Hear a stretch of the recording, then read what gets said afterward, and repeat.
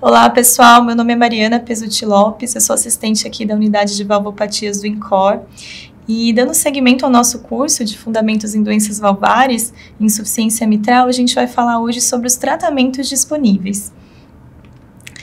Antes de mais nada, gente, quando a gente está falando de tratamento de insuficiência mitral, um conceito fundamental que vocês precisam ter são os mecanismos para o desenvolvimento da insuficiência mitral, que é essa classificação de Carpentier. A gente tem três mecanismos básicos, né, de desenvolvimento do jato de regurgitação mitral. O Carpentier tipo 1, em que não há alteração da mobilidade da válvula mitral, e nem espessamento, calcificação dos seus folhetos. Por exemplo, no caso, quando a gente está falando de uma insuficiência mitral primária, Carpentier tipo 1, seria basicamente uma perfuração dos folhetos por endocardite, seria um grande exemplo que a gente poderia utilizar. E nas insuficiências mitrais secundárias, que são a maioria dos casos de Carpentier tipo 1, seria a insuficiência mitral funcional atrial, em que a gente tem dilatação do átrio esquerdo, gerando dilatação do anel mitral e falha de coaptação, determinando esse mecanismo de regurgitação, ou a insuficiência mitral secundária pelas miocardiopatias dilatadas, preferencialmente as não isquêmicas, que vão gerar um tethering, muitas vezes simétrico, aquele tracionamento apical das cúspides da mitral, determinando a falha de coaptação por esse mecanismo. A gente tem também a classificação Carpentier tipo 2, que basicamente o grande exemplo seria o prolapso da válvula mitral, em que o paciente tem uma hipermobilidade, um excesso de movimento dos folhetos. E com essa hipermobilidade, aqui mostrando um prolapso da cúspide anterior, com esse deslocamento a gente gera uma falha de coaptação e vai gerar esse jato de insuficiência mitral. E a gente tem a classificação Carpentier tipo 3, que é subdividida em 3A e 3B, que seria aquele paciente que tem restrição da movimentação da mitral. Ao contrário do prolapso, que a gente vai ter uma hipermobilidade, no Carpentier tipo 3 a gente vai ter uma restrição.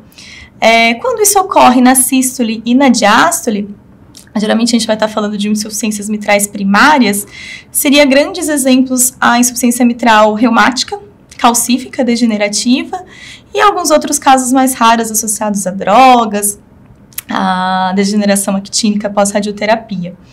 E o Carpentier tipo 3B, basicamente a gente vai estar falando de insuficiência mitral secundária, que seria um grande exemplo a miocardiopatia isquêmica, em que a gente vai ter um tethering, um tracionamento apical assimétrico, e esse tethering determinando a falha de coaptação e o jato regurgitativo mitral.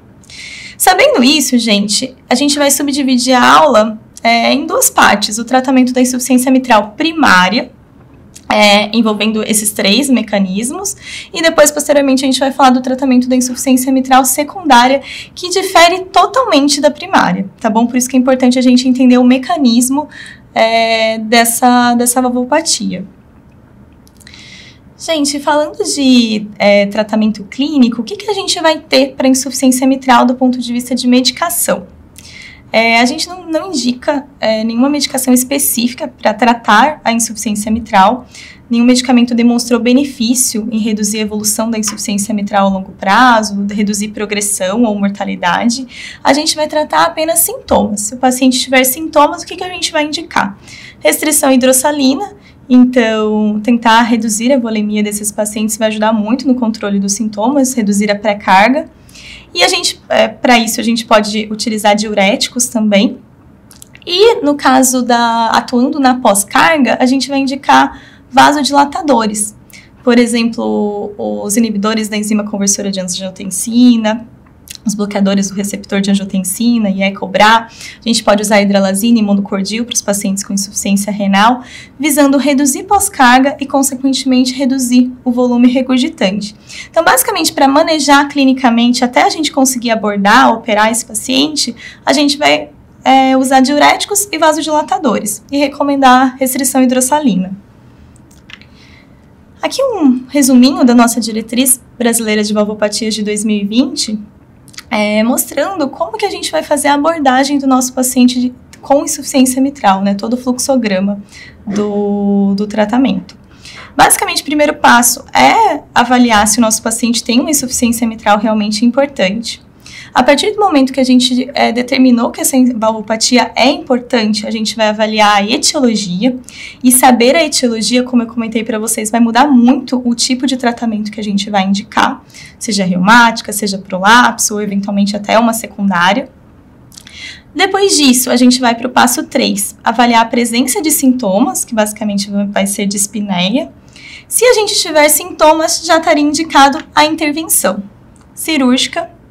Em alguns casos, a gente vai discutir depois, a gente tem a intervenção transcatéter, que é a clipagem mitral.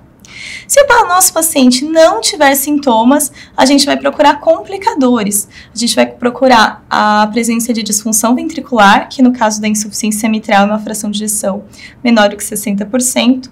Vai procurar um diâmetro sistólico do VE maior ou igual a 40, uma PSAP maior ou igual a 50 milímetros de mercúrio, e a presença de FA de início recente. Qualquer um desses complicadores, se presentes, mesmo no paciente assintomático, a gente vai indicar a intervenção valvar. Falando então, dentre as primárias, uma das principais etiologias é o prolapso.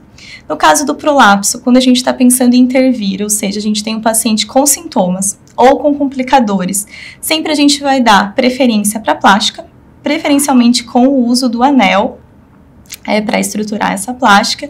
E quando não for possível, a gente vai indicar a troca valvar, seja como uma prótese biológica ou como uma prótese mecânica, a depender da idade do paciente, das comorbidades, da preferência, que a gente vai discutir em outras aulas. Só para mostrar para vocês o quanto a plástica é factível no paciente com prolapso, sobretudo naquele paciente com prolapso de cúspide posterior, segmento P2, que é a melhor anatomia, a anatomia mais favorável para a gente realizar plástica mitral cirúrgica. Esse aqui é um exemplo de um paciente com prolapso de cúspide posterior P2, aqui segmento P1, P2 e P3.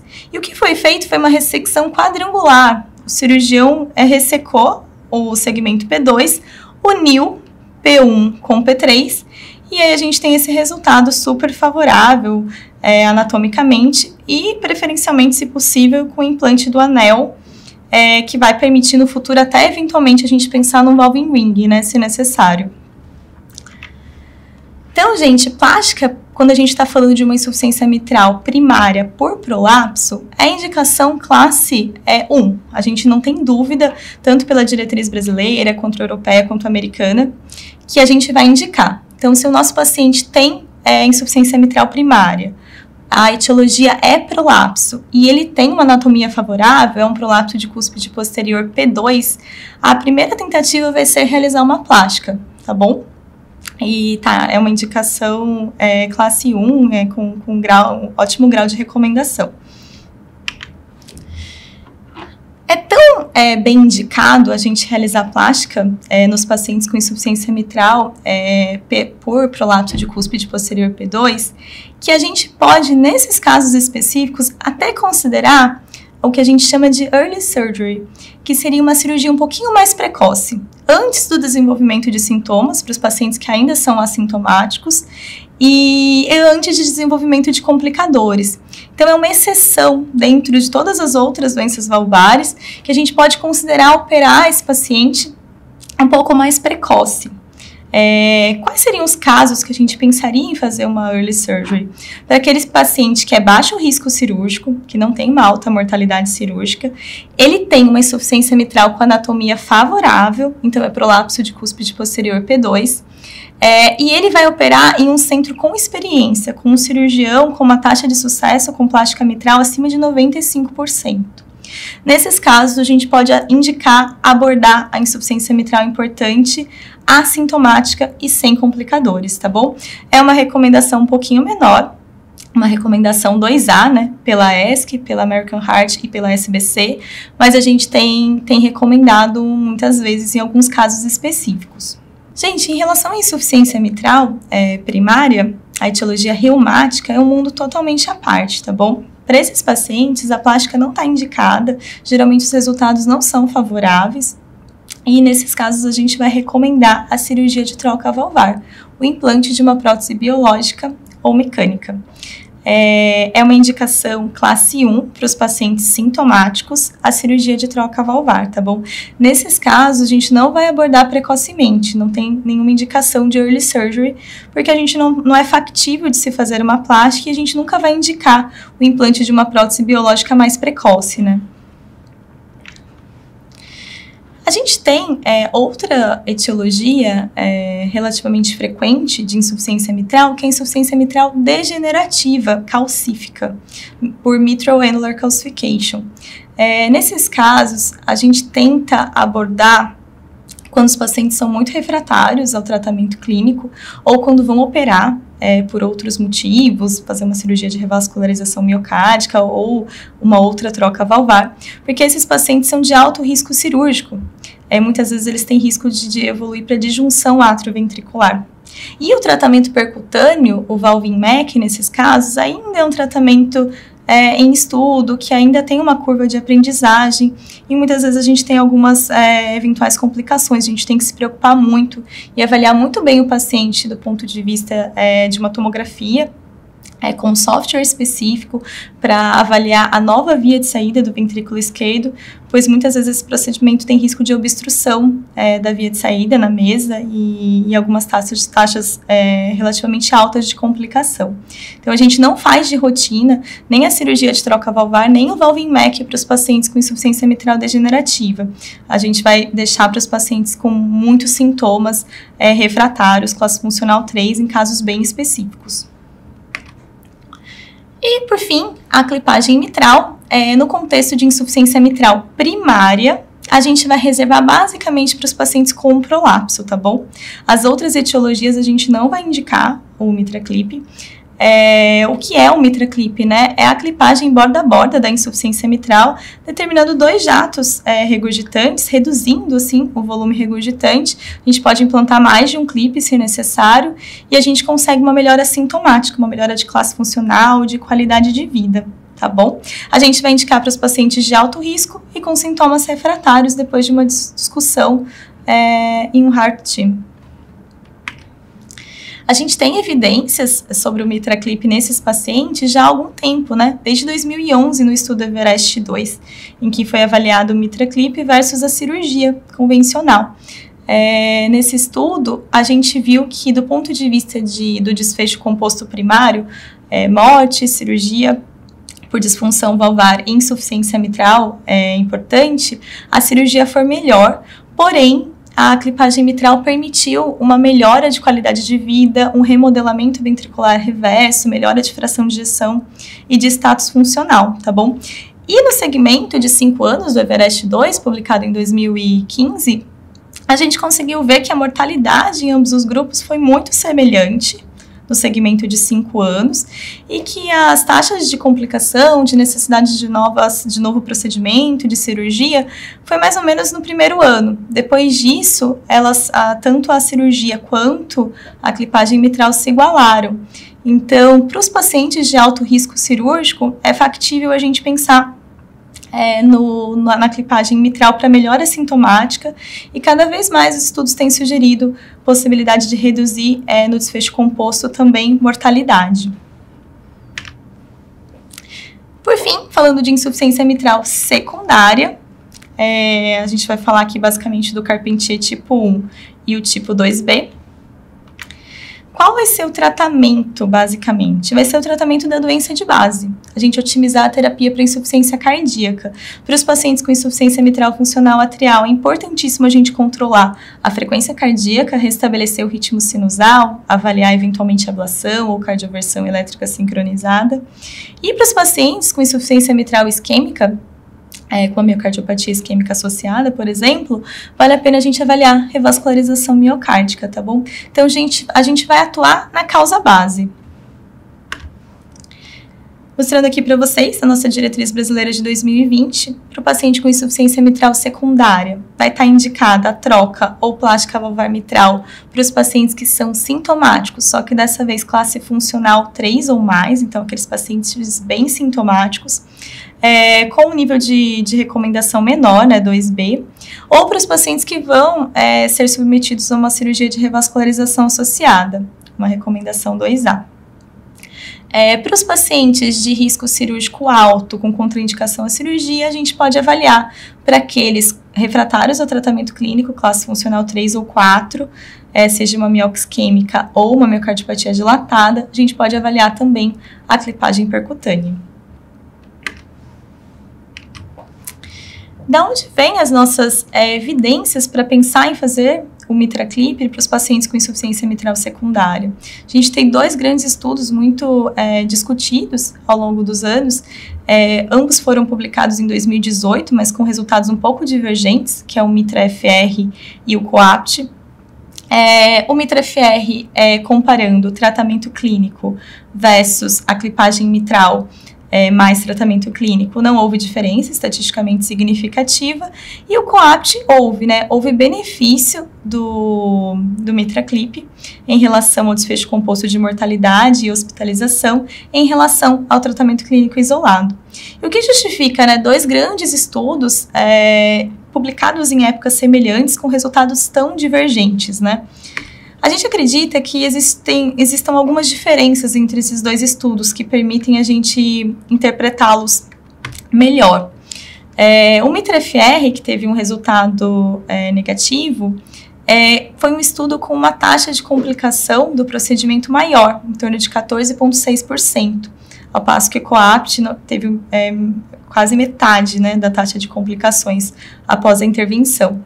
Além disso, a gente, no primeiro ano pós-procedimento, os pacientes do MitraFR, uma boa porcentagem tinham insuficiência mitral residual, em relação ao COAPT, que poucos pacientes apresentavam. Então, assim, o sucesso técnico da clipagem mitral foi maior no COAPT em relação ao MitraFR.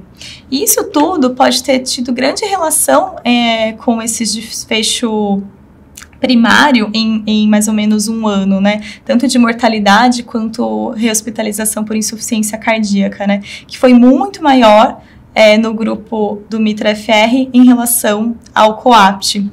Além disso, os pacientes do MitraFR e do COAPT eram muito diferentes. Os pacientes do MitraFR, eles tinham menos regurgitação mitral, então eles tinham um aéreo de em torno de 31 milímetros quadrados, comparado ao COAPT, que a média era de 41 milímetros.